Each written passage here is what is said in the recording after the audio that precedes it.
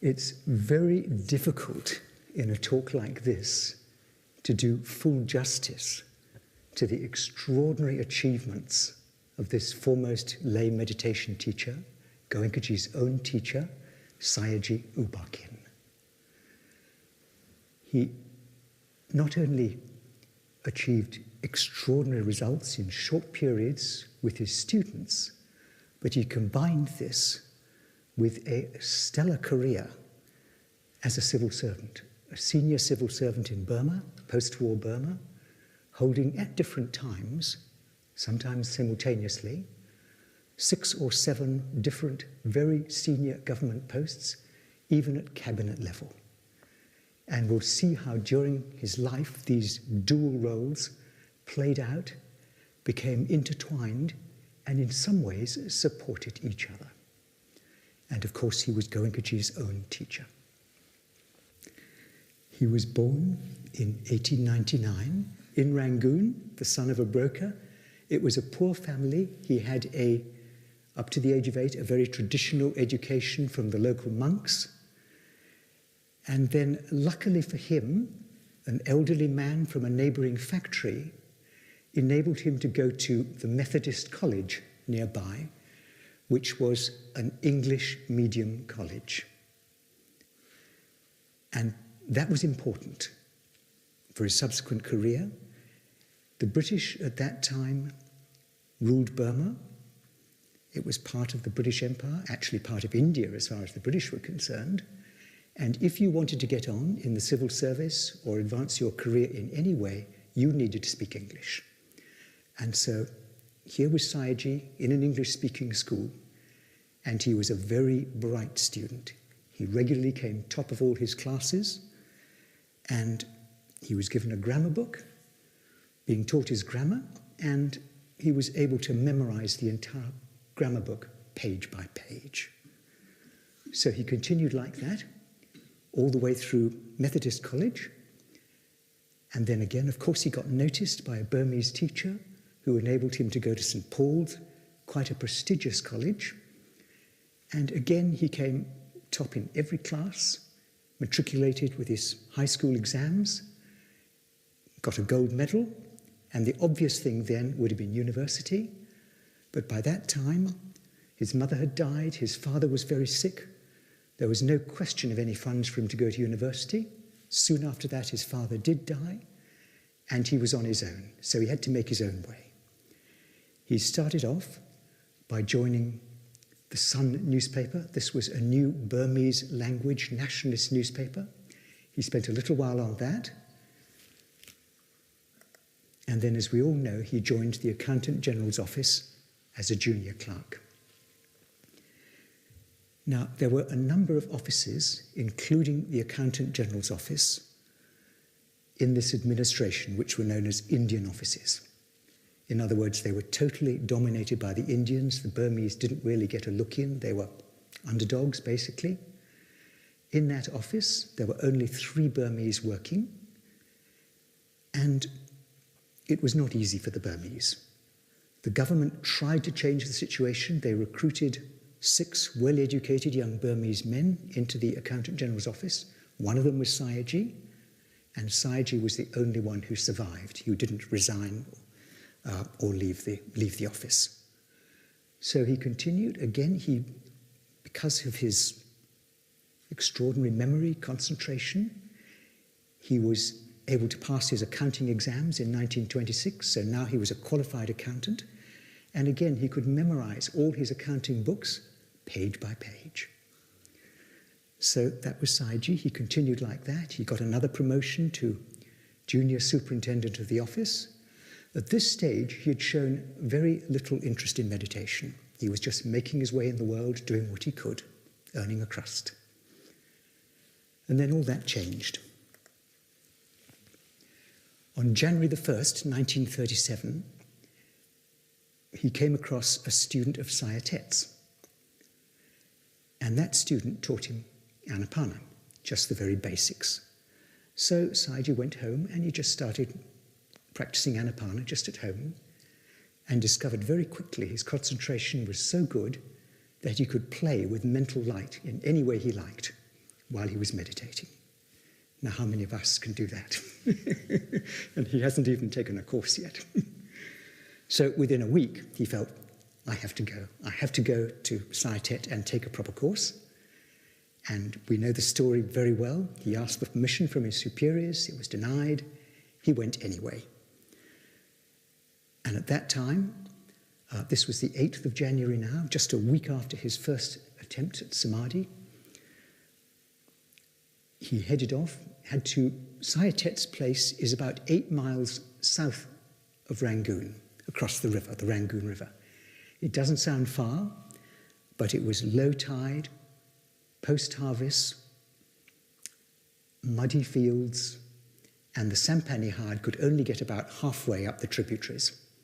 So he had to get out, his knees sinking into the mud, right up to his knees, carrying his bedroll and a few provisions, and he made the remaining few miles on foot, his legs caked in mud. He arrived, and along with another student was given Anapana that night by Sai Tet, and such was his concentration that he was given Vipassana the very next day. He stayed for 7 days and achieved, as Goenkaji put it, giddy heights. Sai Tet was very impressed. When he came home, he thought he'd get the dismissal letter, found the envelope. As we know, he was promoted to chief superintendent. The background is that the British at that time had decided to separate the India and the Burma offices. India and Burma were becoming separate provinces, so they wanted a Burmese person as their superintendent, and Sayagyi was really the only candidate. So now he's superintendent of the office, his salary goes 50% higher, as we know, and he gets promotion after promotion. And he was held up as an example of how a Burmese person really can progress even in an Indian-dominated office. But by this time, it was becoming more Burmese. Now, his next major promotion was he became chief accountant of the Burma Railways Board. And this was quite a grand position now. He was responsible for auditing all the accounts of the Burma Railways, and he had a special carriage which he'd attached to the trains. And in his carriage, which was his own carriage, his office would be there, his sleeping quarters, everything. He could go up and down the line and just detach himself at any station he liked, audit their accounts, and then reattach to the next train he fancied. So he was doing that, and then a happenstance occurred. His carriage was detached at a place called Chowsi. It's spelt Korksi, it's pronounced Chowsi. This was in 1941, and it was an error. The Chowsi station had already actually been audited by someone else. But now he had 2 or 3 days doing nothing. So he audited the accounts anyway, took a walk with the deputy station master, a rather nice hill opposite, pleasant walk, and he noticed below a series of bamboo huts below the hill opposite. And he was curious. He said, "What's that?" And the deputy station master said, "Oh, well, that's Webu Hill, and below it is a very, very developed monk called Webu Sayadaw. People have extremely high regard for him." And Sayagyi, of course, was very interested, wanted to go and pay respects, meet this monk. And the deputy station master said, "Oh, no, no, no, you can't go now. Go in the afternoon. He won't see anybody now." So Sayagyi went back to his carriage, had his lunch, practiced meditation, sent metta, and mentally requested this monk at the bottom of the hill, "Please receive me." And then he set off for the station master. They arrived about 3 p.m. in the afternoon at this little collection of bamboo huts, found an old nun pounding chilies, and she said, "Oh, no, no, no, there's no point in coming here now. He won't come out till 6. He never receives visitors. He certainly doesn't entertain people. If you're lucky, you might get a discourse at 6. And Sayagyi said, "Well, look, we've come all the way from Rangoon. May we please at least go and pay respects outside his bamboo hut?" This is the bamboo hut. And so he did, knelt down, paid respects, and said, "Please, sir, we've come all the way from Rangoon. Please open the door for us." And to everyone's astonishment, the door opened. Out came Webu Sayadaw, preceded by a cloud of mosquitoes. And Webu Sayadaw looks at him and says, "What's your aspiration?" "To gain Nibbana, sir." "Oh, and how are you going to do that?" "By practicing Vipassana, sir, by being with anicca." And Webu says, "Sadhu, sadhu," because Sayadaw says, "I'm practicing anicca in my body, Vipassana, right now, even while I'm talking to you." And then Webu cross-questions him. "Where did you learn this Vipassana?" And he talks about Saya Tet, whose student he is, of course, still, and talks about his experiences in meditation. Webu Sayadaw is incredibly impressed. He said, "I've been meditating for years in the forest to gain the attainments that you're talking about, that you've attained." Long conversation, and normally Webu Sayadaw didn't talk to anybody, or if he did, it was for very short periods. Long conversation. At the end of it, Sayadaw asked permission, "Can I come back the next day and provide you with your breakfast, sir?" "Yes, of course you can." So off he went, back home, back to his carriage. Came again the next day. Again, long talks. At the end of it, Webu Sayadaw says this: "You have paramis. You must spread the sasana. And you must do so now. Don't delay, because if you delay, the people who might have got it will miss it. Start teaching now." Now that's a pretty strong injunction from a very, very senior monk. With that ringing in his ears, Sayadaw goes back to his carriage and starts teaching. His first pupil is the deputy station master, sitting in the carriage, and he teaches him Anapana. Now, after that, this was 1941, he still didn't start teaching in any systematic way for some time. But then the war came. The Japanese invaded, and the British fled north, helter-skelter up north from Mandalay. The Japanese were in Rangoon. They'd taken Rangoon. They started bombing Mandalay. And now a wonderful example of Sayagyi's Shila. The Japanese left the railway station in ruins. But in the ruins, Sayagyi knew there was the safe where they kept the money, the Burma Railways Board, and all their operating cash money was in that safe. He had the key. So he goes through the ruins, finds the safe, the key still works, he opens it, gets out a very substantial sum of money, and now what's he going to do with this money? The British have fled, the Japanese are on the way, it's no man's land, there's no government of any kind. He could very easily have pocketed the money, and at that time he was pretty stretched financially because his daughter was sick, needing a lot of medical care, but not Sayagyi. He thinks about it and decides, well, this money belongs to the British. Even though they've fled, I must try and get it back to them. So he hires a jeep, drives 3 hours north to Mai Myo, where the British still are in flight, finds his superior officer, hands over the money to the astonished officer, and then says, "And now, sir, may I please have my monthly salary and my travel expenses?" That was Sayagyi. So the war continued, and Sayagyi was living in Rangoon, doing his accounting work, and he was holding group sittings at his house. Today we'd call him a group sitting contact. People used to come, and Saya Tet used to come as well from time to time, give instructions. This was during the war years. And the other students would say to Saya Tet, "Oh, look, please come more often. You know, it'd be really great to have you here." And Saya Tet is actually encouraging Sayagyi to teach now. And he says, "Well, I'm like the doctor. You can see me sometimes. But U Ba Khin is like the nurse. He's always here. Talk to him."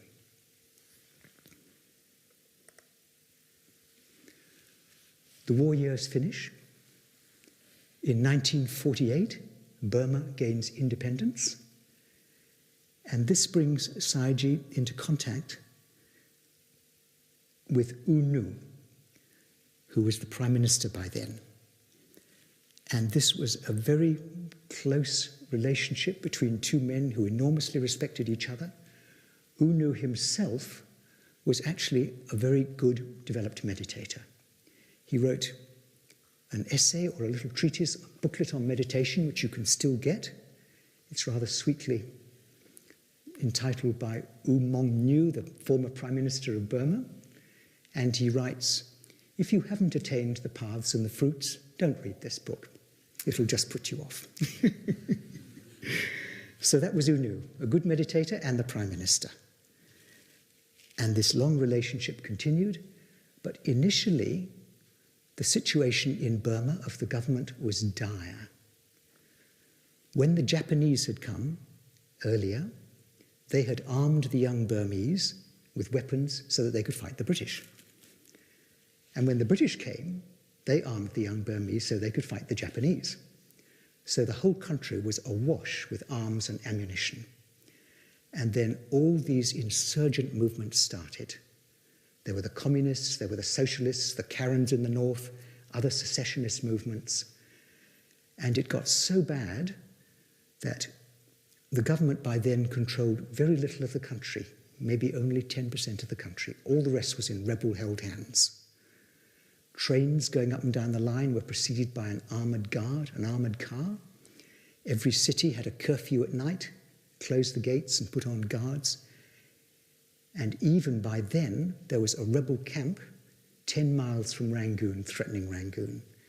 It was a really desperate situation. Sayagyi used to go round to U Nu's house sometimes and just give metta. Later on, when U Nu was asked how he survived that period, he said, it was only my meditation which kept me going. And now the army was desperate, the Burmese army, and they needed supplies. And U Nu managed to negotiate supplies from a friendly country, but they didn't have the wherewithal to get them into the country. They needed aeroplanes. So they had to buy aeroplanes. The government made a very hurried decision under enormous pressure because the whole government was hanging by a thread by now. They made a hurried decision to buy the aeroplanes, approve the funds. And then another example of Sayagyi's total Shila and integrity. Despite the situation, he blocks it. He says, no, that's illegal under the constitution. You can't do that. So poor U Nu, he goes round to Sayagyi's place and says, well, look, can you find a way we can do this? And they sit down, they find a way. It's passed. And the supplies come. Gradually, the Burmese army starts winning, starts defeating the secessionist movements, and they gradually start regaining control of the country. Now, another example of Sayagyi's strictness and Shila, he regards his job as making sure that every single penny of government money is properly accounted for. By now, U Nu was able to think about broader things like education, and he decided to have a good higher education program. And so again, he passes an appropriation in Parliament for this. Sayagyi says, no, can't do that. There's no provision under the Constitution to do that. So poor U Nu, what's he do now? He gets together with the local turf club, the horse racing club. And they're mostly rich people, and they decide to have a big horse race in which the entry stakes will be really, really high. Everybody knows what it's for. It's for higher education. The horse race is held, large amount of money is raised, big ceremony, the turf club hands over the check to U Nu. U Nu proudly hands it to his education minister, goes back to the accountant general's office. Sayagyi says, nope, can't do that. Poor U Nu, he goes along, he says, well, what's wrong now? And Sayagyi says, well, this is the profits of the turf club. There has to be a government tax on it before you can do anything with it.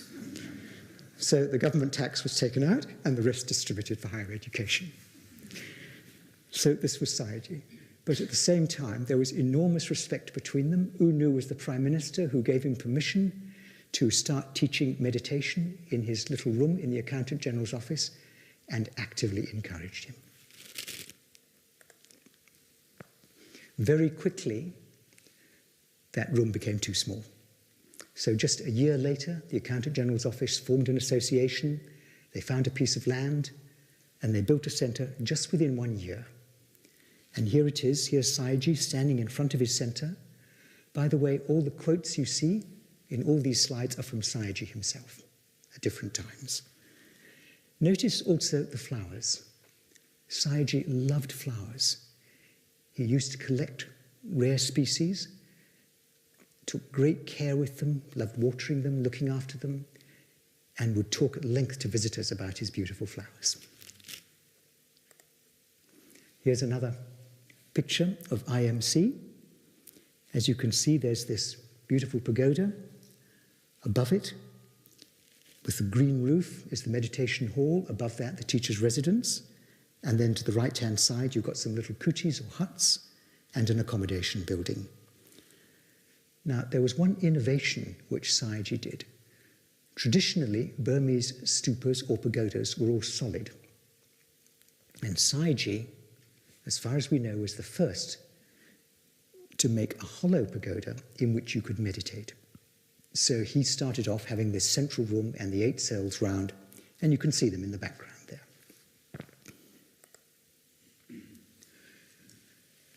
We now move on to 1953. A year later, the centre's running.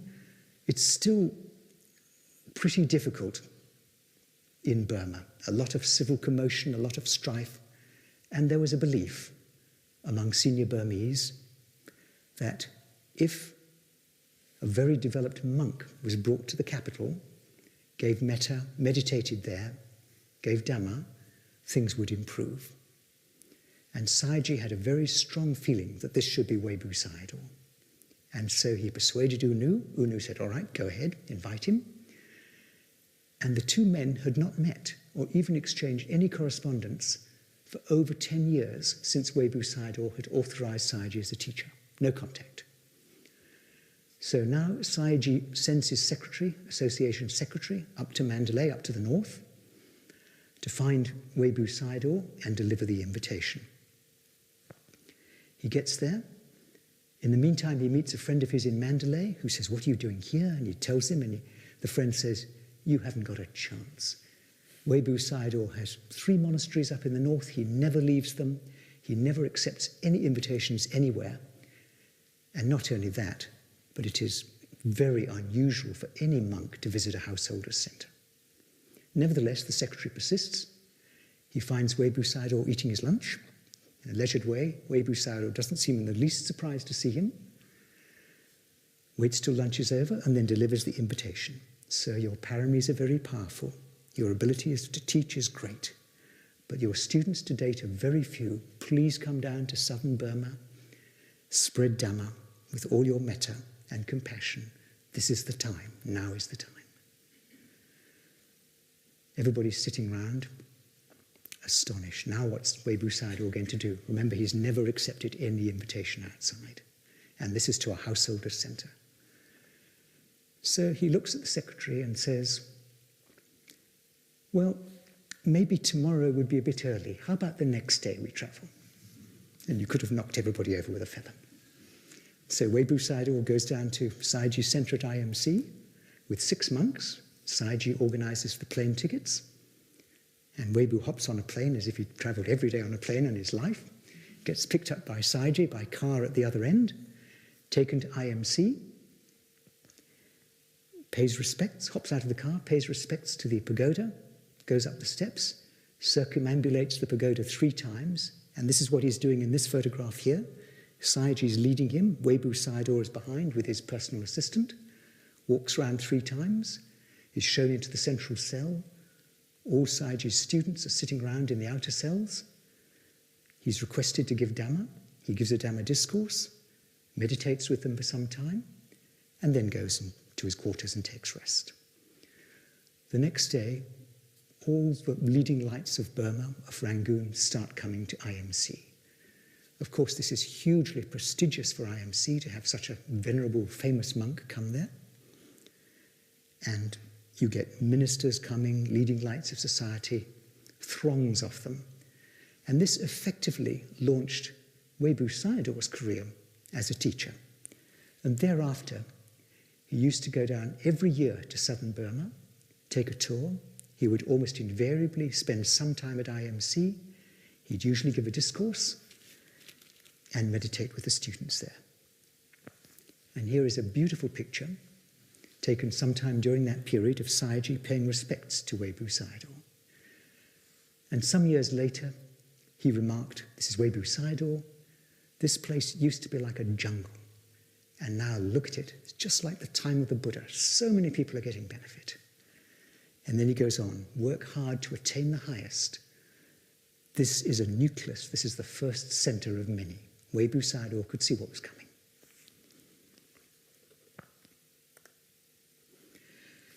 Now that was at IMC, but I mentioned earlier how his two careers were intertwined. He was also very busy on another enormous project. You're very well aware, I'm sure, of this prophecy, this tradition that 2,500 years after the Buddha, the second Sasana would start again with Vipassana. And the Burmese were very, very well aware of it. At that time was May 1956, when the 2,500th anniversary would come. And U Nu decided that he would call the Sixth Great Sasana Council. You remember that the first one, held after the death of the Buddha, this was to go through all the scriptures and correct them if any mistakes had come in. The first one was the one where Ananda famously became an arahant just in time, overnight. The second and third were held in India, the third under Ashoka, the fourth in Sri Lanka, the fifth under King Mindon in Burma. That was the one at which Ledi Sayadaw famously spoke, if you've heard that. And here's U Nu doing the sixth. Now, a huge project. This was the Great Hall. It was known as the Great Cave, where the scriptures were recited. All the discourses of the Buddha, his instructions to the monks, all that, the Abhidhamma, everything was recited in that hall. It took 2 years, but the preparations were enormous. This hall was built, and not only this hall, but it took 5,000 monks with 10 to 15,000 lay observers. It was regularly too crowded, and the observers had to queue to get in. And not only that, but a library, a Sema hall, which is a monk's ordination hall, a printing press, offices, accommodation, a hospital. 170 acres were requisitioned by the government for this, something like 40 million chats of those times. Sayagyi was on the executive committee, along with U Nu and the finance ministers and others, and the whole thing got built in 13 months. Now just imagine building one of our centers in 13 months compared to this. Sayagyi was also the honorary auditor of the council, which built this. He devised a rather neat little system of donation books of different colors for different sizes donations, one color for 100 chats, one color for 1,000 chats, and so forth. Only selected people were given the higher denominations, and there was never any hint of any embezzlement or misappropriation of funds at all. So that was the Sasana Council. Even after the council had finished, Sayagyi continued on the board, and they continued to publish a monthly magazine, often with one of Ledi Sayadaw's discourses in it. You can get those magazines today, or some of them, in Pariyatti. Now, around that time, a rather important student came and took his first course with Sayagyi. And here he is. We all know the story of how Goenkaji came to take his first course very well, how he wanted to get cured from his migraine, and Sayagyi told him no. And that was a strong decision by Sayagyi, because as soon as Goenkaji entered the compound at IMC for the first time, Sayagyi could see straight away that here was a person of very strong paramis, someone able to spread Dhamma. But regardless of that, Sayagyi rejected him first time. Maybe we can say the first case of special handling. Later, Goenkaji hesitated, and then finally he took his course, and this was just about the turning of the Sasana, that 2,500th anniversary. And here is Goenkaji at the end of the course. It's a little post-course photo. Sayagyi, of course, is in the chair. Goenkaji standing behind him to his left in Indian gear. Mother Sayama below on the left, sitting there. Mother Sayama was a very developed student of Sayagyi's, and above her, U Chit Tin, her husband. So, Goenkaji's first course. And because of the Sasana Council, a number of Westerners had been coming interested in meditation to Burma. Some of them even went to the council to see what it was like. And they became interested in meditation. And essentially, Sayagyi was the only English-speaking meditation teacher of any note in Rangoon, or maybe even in Burma. So they were basically funneled to him. And even before this Sasana Council, there was an interest. In 1952, he was asked by a group of Americans, an American technical mission in Rangoon, could he please give some talks on Buddhism? And the talks were very successful. There were 3 of them given in a Methodist church. And they were later published in a booklet called What Buddhism Is. You can get it today. Beautiful talks, highly recommended. And these talks, or rather this booklet, found its way into Burmese embassies abroad and into Buddhist societies abroad.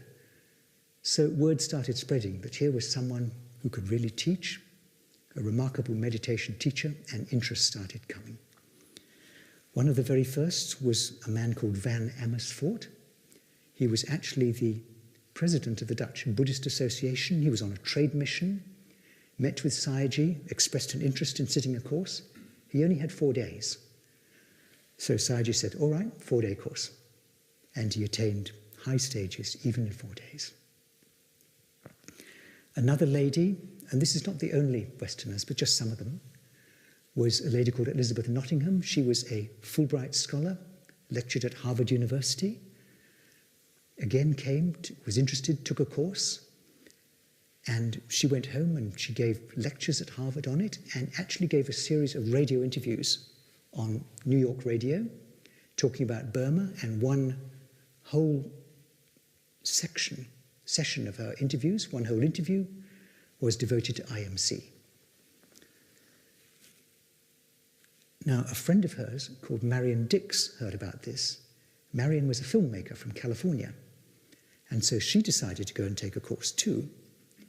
And in a little while, we'll see how her course went, because we'll get some film footage from her. Winston and Jocelyn King, another academic couple. Winston was an academic. Jocelyn King took the meditation actually much more seriously than Winston did 3 courses. She talks about, late in the course, waking up from a horrible dream where she was standing over her own dead, putrefying body. Woke up in total shock. It was about 4 a.m., runs to the pagoda where Sayagyi's sleeping, rushes in. Sayagyi sits up, tells them about this horrible dream she had, and she's so frightened. And Sayagyi just starts laughing. And she says that laugh, she'll never forget it. It suddenly reassured her, brought down all her fears, and she realized, yes, now I can face death myself. So, different techniques for different students.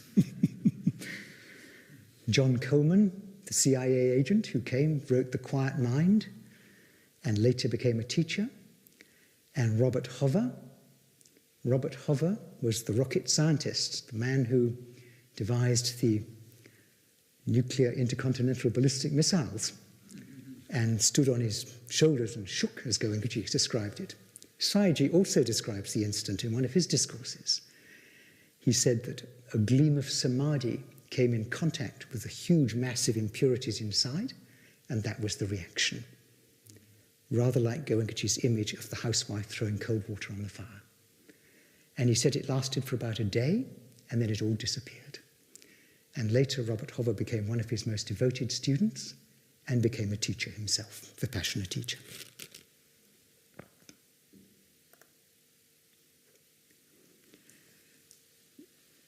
Now, IMC also came to the interest of a member of Parliament in Britain. His name was Christopher Mayhew, socialist member of Parliament, and he got interested, and he decided to do a series with the BBC, British Broadcasting Corporation, on, it was called Men Seeking God. And basically it was about different religious traditions as he thought of them in the East. And he decided to do one on Sayagyi and on Buddhism in Burma. That was what it was called, Buddhism in Burma. Most of the video is devoted not to Sayagyi but to other things, but there's a very short clip at the end. And Sayagyi takes a rather practical point of view. He's not interested in explaining the theory of Buddhism. He says, well, why don't you come and watch one of my students enter the Nibbanic stage? I mean, what an offer. So Christopher Mayhew says, okay, sure. And here it is. Monks aren't the only teachers of meditation in Burma. With U San Yun here is a layman, a former cabinet minister, U Ba Khin, who acts as spiritual director, or guru, of this modern meditation center. In thousands of lay meditation centers like this, Burmese Buddhists cultivate self-mastery as the key to a deeper spiritual life. U Ba Khin's most proficient pupil is Mr. Venkataraman here. He's preparing to go into a trance known as the trance of cessation. He pays his respects to his guru and sits down and begins to concentrate.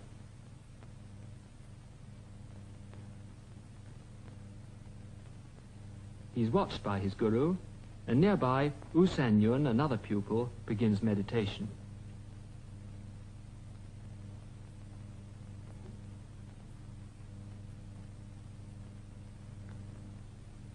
In less than a minute, Mr. Venkataraman is in a deep trance.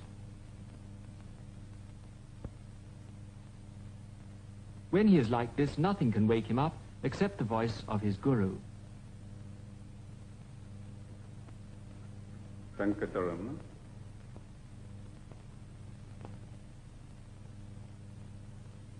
Some older monks I met had some reservations about the methods of this center, but no one doubts Mr. Venkataraman's remarkable powers of concentration. Afterwards, he explained to me the experience he had had, and summed it up as follows. As soon as I rose up, I found my body very light, and also, at the same time, my mind was crystal clear. I see. It gave me a mental happiness, peace and happiness, which words could not describe. At any rate, it was immensely pleasing to me. Do your experiences vary at all? I mean, is it the same every time?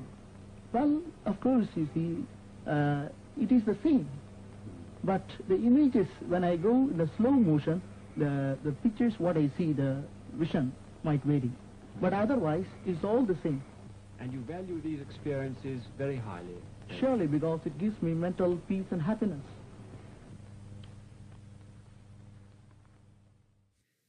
So that's a good recommendation. Now, in the meantime, Sayagyi was very, very busy, mostly under U Nu's patronage and support, in his government posts. We all know how Goenkaji talks about at one stage he held 4 different senior posts at the same time. These are them. He also held others at different times. 1948, he'd of course been appointed Accountant General, and we know the story of how he reformed the Accountant General's office. 5 years later, he resigned and was immediately reappointed, and he continued right there till he retired. 1956, now this is when the Sasana Council is more or less ending. U Nu taps him on the shoulder and says, hey, what about the commercial audit? Now, the commercial audit was charged with auditing all the Burmese nationalized corporations. Huge amounts of money involved. This was all the nationalized industries. And they had a staff of 50 and 3 trained accountants. And they were dealing with something like 1.5 billion in funds. And he manages to get that office working really efficiently. While he's doing that, another government office comes into light where there are problems, which is the State Agricultural Marketing Board. And therein lies a tale. Burma was an extremely fertile country. It was like the Rice Bowl of Asia. Under the British, the Burmese farmers used to sell their produce, rice and other supplies, to the Indian traders, and the Indian traders would then export and sell them. When the Burmese got independence, they nationalized all that and created this State Agricultural Marketing Board, which was a monopoly buyer of rice and also a monopoly seller outside in the export market. The profit margins were huge, thanks to the Indian traders, so it should have been easy. And yet, year after year, it made a chronic deficit. So U Nu asked Sayagyi to investigate. He set up a special inquiry with Sayagyi as its head. The inquiry found that the marketing board the accounts were 5 years in arrears, massive losses of produce due to poor handling, poor storage, and a great web of corruption. Everyone was on the take, dealing with the traders, dealing with the exporters, and the board was just being bled dry. And in that process, the price of rice had dropped from £60 to £34 over 3 years. So it was really a desperate situation. As a result of Sayagyi's inquiry, another inquiry or commission was set up, and they brought charges. And during a meeting, an annual conference of the board, the police came in and arrested 4 of the board members, including the managing director. The officers were not very happy, and at the same time, U Nu had decided that Sayagyi would now run the board. And so the officers knew what was coming, and they didn't like it one little bit. So they went on strike en masse. All the officers resigned. And so Sayagyi walked into a situation where he had no officers, just clerical staff, and these chronic problems and corruption. U Nu backed Sayagyi to the hilt. He didn't back down. For some weeks, the officers were on strike. Sayagyi didn't back down. He just continued to run it with the clerical staff. And they realized the game was up. They came back for some token penalty. And then Sayagyi started working with them and started having meetings, and he felt that very soon he'd turn the tables. Within 2 years, the board was making record profits and was achieving maximum efficiency in the handling of storing of its grain. And it continued like that with Sayagyi as its head. And then finally, U Nu again tapped him on the shoulder and said, look, we don't have enough accountants in the country. Can you start an institute for training them? So he set that up as well. It was very successful. Many of the teachers had actually taken courses with Sayagyi. There was never any complaint from any student, and they remarked how kind the teachers were. Now, I mentioned earlier Marion Dix, the filmmaker from California, who at this time, this is 1959 now, she came along and did a course with Sayagyi, and here is her account of her course. It's about 5 minutes. To understand Burma, I needed to understand Buddhism. So I entered a Buddhist retreat where I took a course in meditation. It's rare for a Westerner to do so, and I was the only non-Burman there. The octagonal main building had 8 meditation cells around its circumference. The guru or teacher, U Ba Khin, on the right, welcomed me there with some of his disciples. And like the others, I took up residence there at the center in one of the simple cottages right on the premises. On the board there, in Burmese, with English translation for my benefit, is the schedule we followed daily for 10 days. Classes from 4:30 in the morning until 9 at night. 10.5 hours of concentrated training in meditation techniques daily in periods of from 1.5 to 4.5 hours at a stretch. Entering my cell, I discovered it was small, dark, and quite bare except for a mat on the floor to sit on.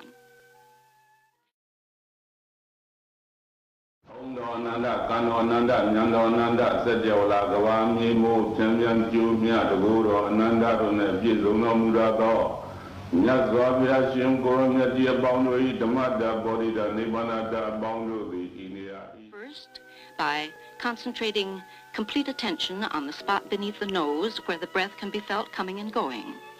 Then, when we could do so for hours at a time, we learned increasingly difficult techniques of concentration, all aimed toward purification through subjugation of every desire, until finally we could attain the trance state demonstrated there, body rigid, breathing barely susceptible, mind in oblivion, from which one emerges feeling indescribably serene, I was to discover.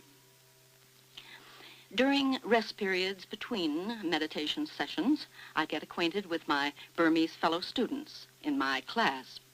And I found out that even Burmans who were used to sitting on the floor got stiff from the long periods in the meditation cells. We had only one meal a day, vegetarian, no meat at all, which we ate together at 10:30 in the morning. It was an occasion for relaxed, informal discussion with the guru. Miss Dix, did you enjoy this stay at the Buddhist Meditation Center? Yes, Jack, it was a wonderful experience. The last day of the course, former students and prominent Burmans from all over the country came to pay homage to the guru. Among them, the first president of Burma, Sao Shui Thaik, a Shan prince, the man in white with glasses seated at the guru's feet. The guru was telling them there about my having successfully completed the course, and later many of them came up to me rather shyly to murmur "Thadu," which means "well done."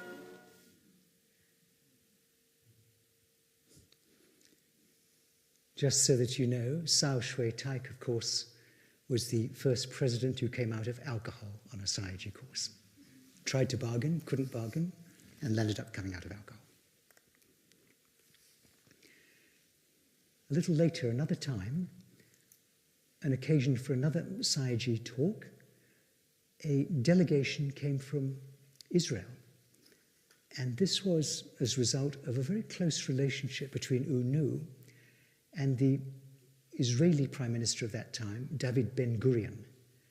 Ben-Gurion was actually widely read in the Buddha's discourses and other works, in the scriptures, and used to have long correspondence with U Nu about them. They were pen pals, essentially. U Nu was invited to Israel by Ben-Gurion, and here he is. He's riding in a car through Tel Aviv, looking pretty happy, waving to the crowds. And this led to a visit by David Ben-Gurion and his foreign minister. While he was in Burma, he actually took a meditation course at U Nu's house, and the journalists, of course, were very curious about this. In fact, Ben-Gurion took some criticism for this in Israel itself, because they were saying, well, you know, you've gone on a diplomatic mission, and here you are doing a meditation course. What's going on here? But he did it. So the press were interested, and they were directed to Sayagyi because he was English-speaking. He invited them for tea at IMC, gave them a talk. It's available in booklet form now. It's called The Real Values of Buddhist Meditation. And he realized that they weren't interested in the afterlife or anything like that. They were interested in what can you get out of meditation now? What's the benefit now? So he talked about his experiences in detail as a civil servant, the Agricultural Marketing Board, and all those things. It's a wonderful discourse if you want to read it. 65, Sayagyi's getting on now, and he decides that he's going to take a retreat. And he's going to take it with Webu Sayadaw. But he doesn't tell anybody. He doesn't want any fuss. So he just jumps in his car, drives up to Mandalay, calls on his old friend, U Ko-lay, who is Chancellor of Mandalay University. U Ko-lay is astonished to see him and says, "What are you doing here?" And he says, "Oh, I'm going to take a meditation course with Webu Sayadaw. Do you want to come too?" So U Ko-lay rushes around, gets his gear together, and they go over to Webu Sayadaw's place. And Webu Sayadaw looks at them and says, "You've come here to do good deeds, have you?" They say, yes, sir, we'd like to ordain and meditate." And he says, "Well, if you're going to ordain, a monk has to follow 227 precepts. Do you know the precepts?" "No, sir." "Well, can you control your bodily actions?" "We can try, sir." Can you control your mental actions? We can try, sir. Can you control the actions of speech? We can try, sir. Well, I will give you a technique which will enable you to do that. And he teaches them Anapana. And then he says, well, when you're practicing Anapana, are you controlling your physical actions? Yes, sir. And your actions, your verbal actions? Yes, sir. Mental actions? Yes, sir. He says, all right, you do that all the time. And then he looks at them and says, well, you're both over 50 and you've probably slept every single day of your lives. Now, no sleeping, you do this all night. And they continued like that for 7 or 10 days or whatever it was. And that's a beautiful photo on the right of Webu Sayadaw in front, Sayagyi behind him, and U Ko Lay holding the umbrella at the rear.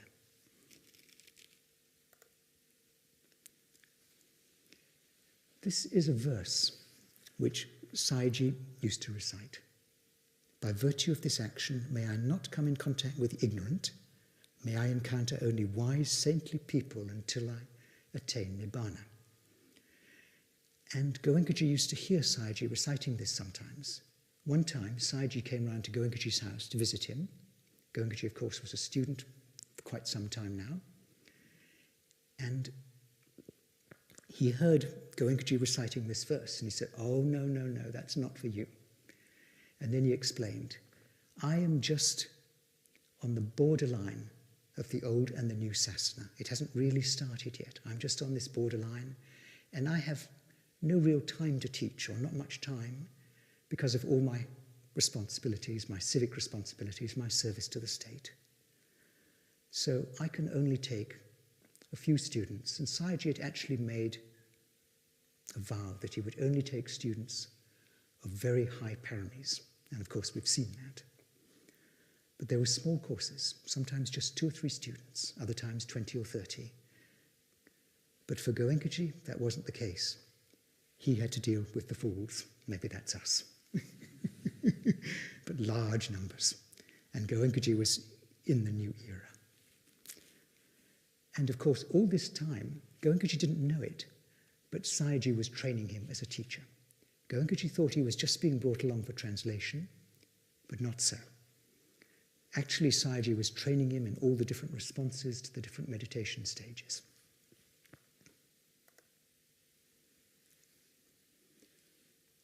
In 1967, and Sayagyi finally retires from all his duties. Actually, there's only 4 years left in his life now. He had a great wish to return Dhamma to India. And in spite of this vow he had, he really wanted to do this. And at one stage, he had an opportunity. An invitation came from Madras. Would Sayagyi like to go over, along with some of his assistants, and give some Vipassana courses in India? Sayagyi was thrilled. So he goes and he applies for the passport to go out of the country. And at that time, passports were very restricted, and you could only get a passport from the government if you were leaving for urgent medical reasons and could show that you needed treatment, or you were going for a job and had an employment contract, or you were leaving the country permanently. And Sayagyi fitted none of those categories. And so the minister, the immigration minister, just sent word to him via a student of his, look, don't worry about that. Just say anything you like and get some bit of paper to prove it. That's fine, we'll pass it. Not Sayagyi. He said, I will never break my Shila, and I will not go and teach on a false basis. So rather than break up his Shila, he gave up his cherished dream of spreading Dhamma in India.